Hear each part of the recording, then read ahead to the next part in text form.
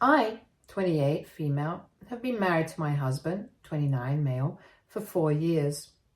We met through a common friend and started dating 6 years back. And after 2 years of dating, we believed that it was finally time to get hitched. A little over a year ago, I found out that I was pregnant, and 4 months back, I gave birth to my daughter. Everything was perfect. Our families got along well, and my in-laws seemed to really like me too. My sister-in-law, 25, female, in particular, was very close to me, and we would go out for brunch almost every other weekend. She'd been married for 2 years and had been trying for a baby for almost a year, but with no such luck. So when my husband and I got pregnant without even intending to, she got herself checked and found out that she was infertile.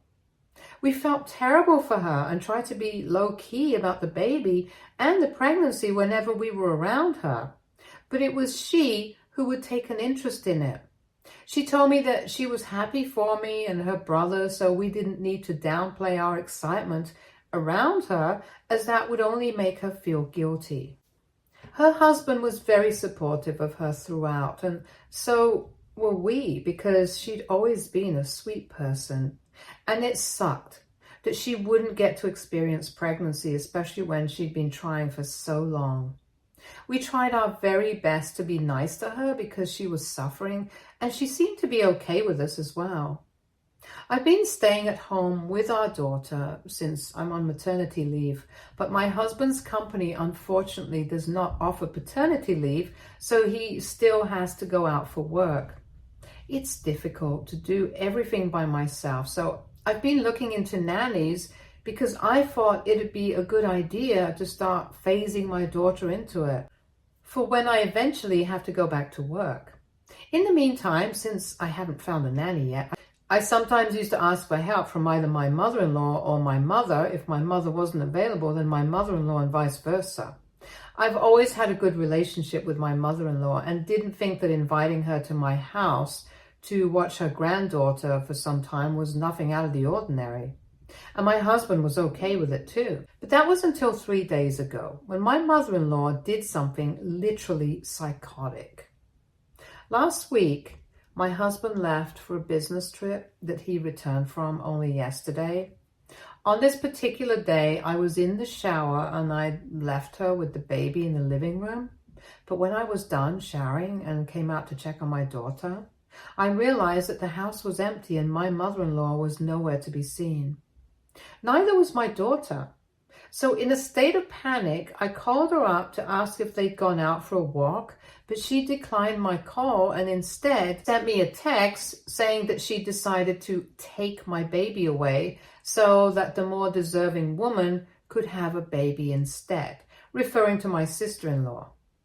The message also stated that she didn't believe I was competent enough to be a mother in the first place, and that the universe had probably made a mistake by letting me get pregnant and making my sister-in-law infertile.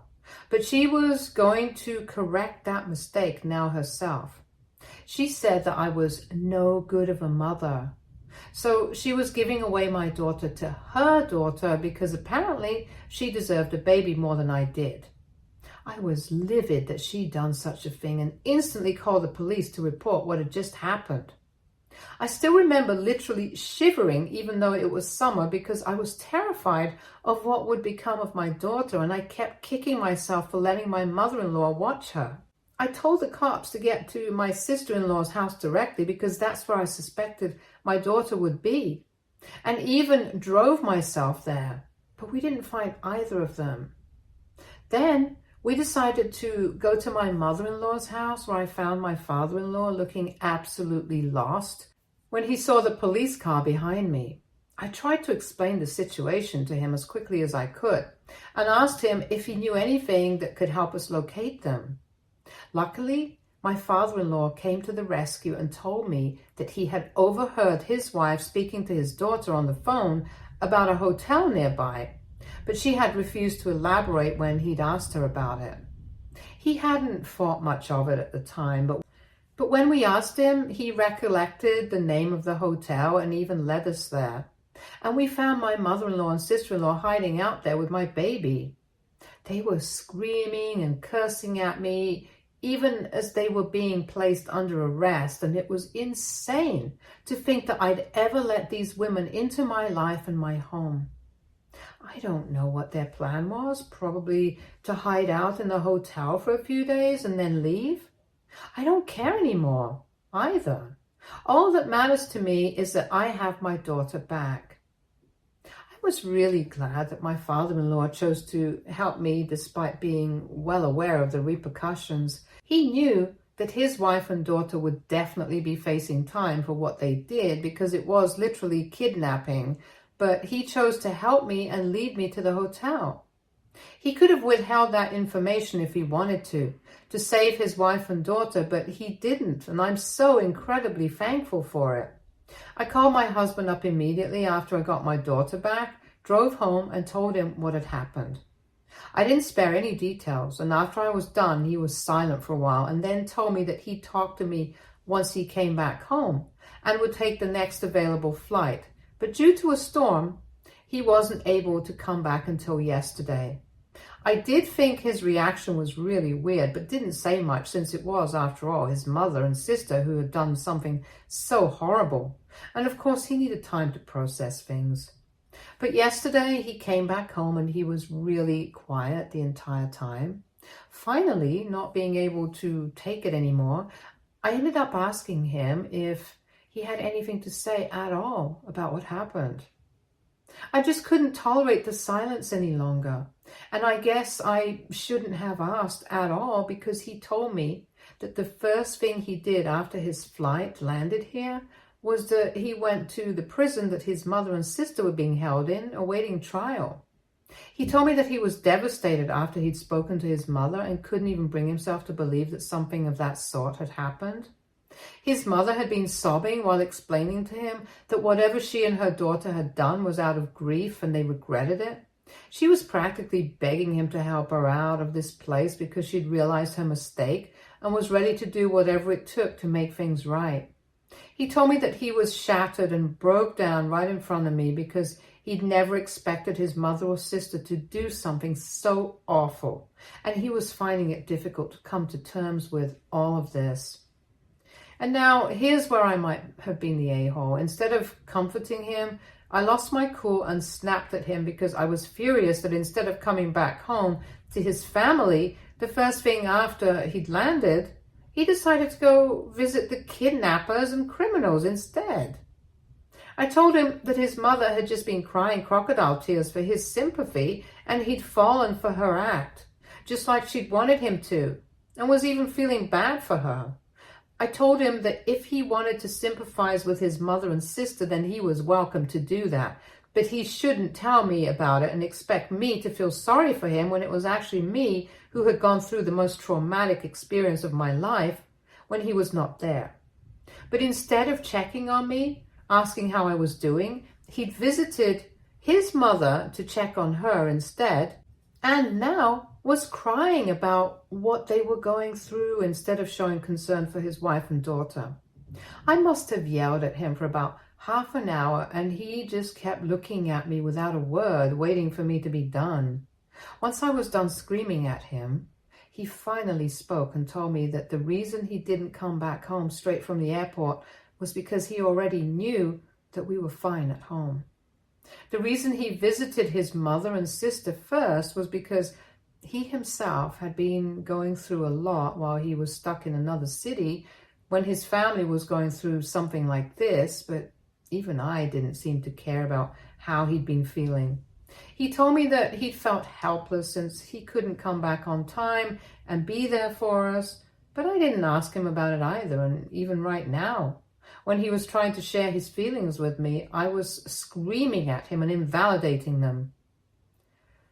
I felt horrible that I'd let these women enter my home and be a part of my and my daughter's life because I'd thought that I knew them since they'd been a part of my life for a couple of years. And then he told me to think for a second about how betrayed and lost he was feeling, now that his own family and people he'd known his entire life had chosen to put me and his daughter through something so unimaginable.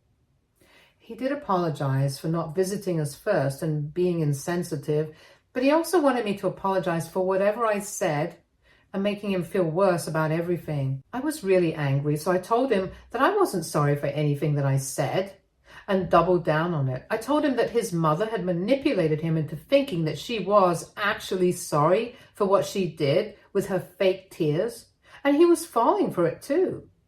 He tried to tell me that that wasn't the truth, and this fight wasn't even about what his mother did, but about the way the two of us had failed to think of the other person first and were only thinking about our own feelings. But at the time, I was just too furious to see his point. So I refused to apologize and kept insisting that he was in the wrong. This went on for a while until my daughter woke up because of all the fighting, and he left the room to attend to her.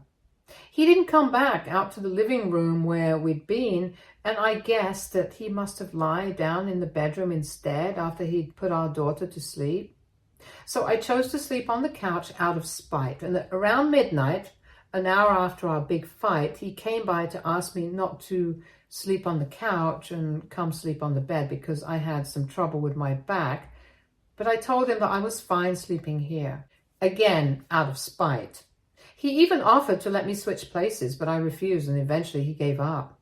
I could hear him crying till really late at night in the bedroom because the couch was really close to our bedroom door, and I kept feeling awful about what had happened, but I also didn't want to apologize either. I did fall asleep eventually, and when I woke up this morning, it was my husband who had woken me up since he was ready to leave for work. As soon as I sat up, he left without even saying goodbye. Neither did he look back at me. Now that my anger has dissipated a little, I feel really guilty for how I treated him. I'm very hormonal right now, and the smallest of things are enough to push me off the edge. And what happened with my mother-in-law and sister-in-law was something really big. So needless to say, I'm very overly emotional, but I also do see my husband's point now. I just tried to think about how I'd have felt if I was in his place, stuck in another city when I got to know that my own mother and sister tried to kidnap my baby. I wouldn't know how to act either. I'm still miffed that he chose to visit his mother before us, but he did apologize for that. I honestly don't know if what he did was acceptable or if I overreacted, and I need to know if I should apologize for how I behaved because I'm afraid that I really did hurt him.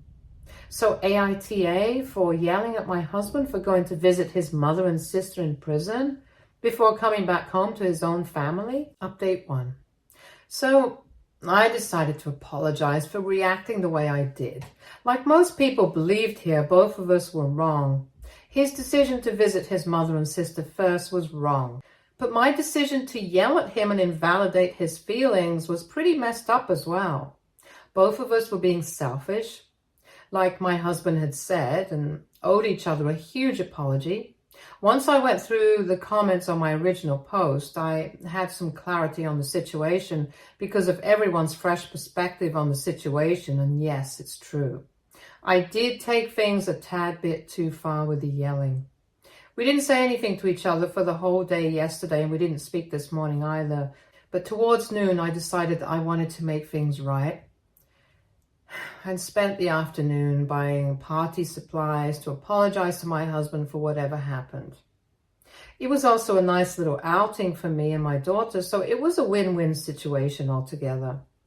My husband was pretty surprised when he came back home and broke down into tears again when he saw the "I'm sorry" cake that I'd bought for him. I ended up crying along with him because this was the longest that we'd gone without speaking to each other, and it sucked. I didn't want to live a life without my husband because no matter what happens, I really, truly, sincerely love him.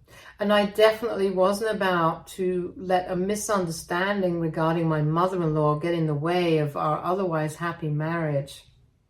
So we decided to have a serious conversation about our feelings once we were done with our teary reconciliation to get this out of the way once and for all. I told him that I was disappointed that he'd chosen to meet his mother and sister before us, and I thought that he should have come back home first. I could understand that he felt betrayed by them and needed closure or whatever, But even then, we were his family now, and we were the family he'd actually chosen to have. So he owed this to us.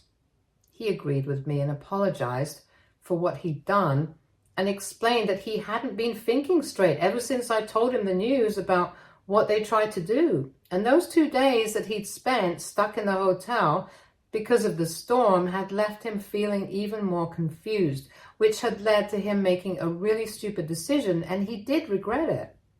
He also explained to me that his conversation with his mother hadn't made him feel sorry for her, and if anything, it just made him feel frustrated with how his family had turned out to be.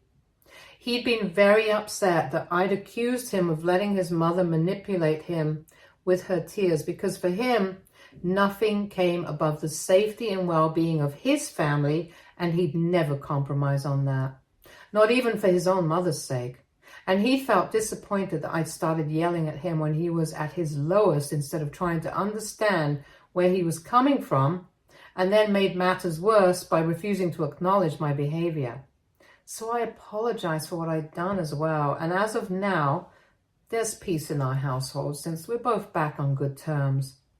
We'd both been kind of selfish, and that's what had led to this huge fight. But of course, we're on the same team, and that's how it'll always be. On a slightly different note, a lot of people have been asking about how my father-in-law has been. So he's doing just fine. I'm checking up on him regularly and calling him every day. I've also been in touch with his next door neighbor so that I can keep tabs on him, because this is obviously something devastating that he's going through. And my stepsister-in-law's husband has filed for divorce after he found out what she tried to do. So that's how things have turned out for them. I can't say I feel sorry for them, because I just don't. They deserve every bit of this, and I'm glad it's happening to them now. Update 2. Hi everyone. It's been 2 weeks since my last update, and things have been pretty smooth sailing for my husband and me since then. He's switched to working from home, and we have put the whole nanny idea on hold for now because neither of us is willing to leave our baby alone with anyone other than each other right now. I'm feeling very paranoid and edgy still, so I think right now working from home is our best bet. We've also been visiting our father-in-law regularly to check on him. I won't say he's doing well because he seems really distressed and upset all the time, but that's only natural given the circumstances. I feel really bad for him because had it not been for his help, I might not have been able to find my daughter on time. We also haven't been able to speak to my sister-in-law's husband since he's gone completely MIA after he announced his decision to file for divorce. And we've tried to get in touch with him several times, but have only been met with silence. It's slightly worrying, but we're trying our best to keep in touch with everyone who's been affected by this. My mother-in-law and sister-in-law are still imprisoned and awaiting trial, but none of us have been to see them yet. Of course, I'm not going to see them at all because what they did was really unforgivable in my opinion. And I prefer for my husband to not visit them either, but if he chooses to go see them, then, well, I don't know how I'd feel about that. Things have been smooth sailing for us at home, but there are still a lot of things that are unsaid, and sometimes I do find my husband looking off into the distance, sadly. I worry that he's having a hard time processing this incident, and he's tried to push it further down so that he doesn't have to think about it. My husband is not a very emotional man, and that time 2 weeks back when we were fighting was probably the most emotional he'd shown. But in general, he has a tendency to just keep bottling things up until eventually he has a breakdown over something trivial. It's happened a couple of times before, and every time it does, he's an emotional wreck for the next few days. I've tried to push him to seek help for it and learn how to deal with his emotions, but he insists that he's fine. I just don't want him to suppress his feelings this time around as well, because what has happened is pretty significant to say the least. And if he has a breakdown over this, then it definitely won't be a small one, or one that he'd be easily able to move on from. I want to talk to him about how he's feeling, and I've tried, but he dismisses it, saying that he'll be fine. But I know him, and I know he won't be fine. I need a way to talk to him about this without being insensitive. So any advice about how to deal with this is welcome. Update 3. Okay, I took the advice that most people here had and decided to just rip off the Band-Aid. I couldn't afford to let him spiral and suffocate by himself, and I absolutely needed to talk to him before his mental health got worse. So last night, after we put our daughter to sleep, I decided to confront him and talk to him about how he'd been feeling. He couldn't just keep running away from his feelings and keep hoping that he'd be able to leave them behind somehow. He was resistant at first and tried to dismiss my concerns yet again, but I told him that he needed to talk to me and verbalize his emotions, or else he'd be trapped in his own head, and that's as unhealthy as it gets. He went quiet for a while, and I waited for him patiently to start talking. About 3 minutes and a few deep breaths later, he told me that he'd been feeling numb for the past few weeks. Ever since he'd found out about what his mother had tried to do, he'd felt a whirlwind of emotions. Initially, he'd felt it all from anger to frustration to betrayal to sadness, and even while we were fighting, he was in constant emotional turmoil. But now that all that was done with and some time had passed, all his feelings had been replaced by this vacuum. Spending time with us made it a little tolerable, but he was still struggling to make sense of things. He couldn't believe that his mother, a woman he'd loved and admired his entire life, had attempted to do something so extreme. And that his little sister, despite all the love and affection he'd showered her with throughout his life, had tried to abduct their baby. He'd always been close to his family, but he'd made up his mind nevertheless that he was never going to see any of them again. Also, the fact that he hadn't been here for us when it happened was making him feel really guilty. And he just said that maybe it was because of this incident that he'd begun to feel really empty and useless. After he was done, I had tears in my eyes because my husband had been so strong for so long now. I didn't speak much, but I told him that he needed to talk to a professional to deal with this adequately, and for the first time, he agreed to it. We hugged for like 10 minutes after that and then went to sleep.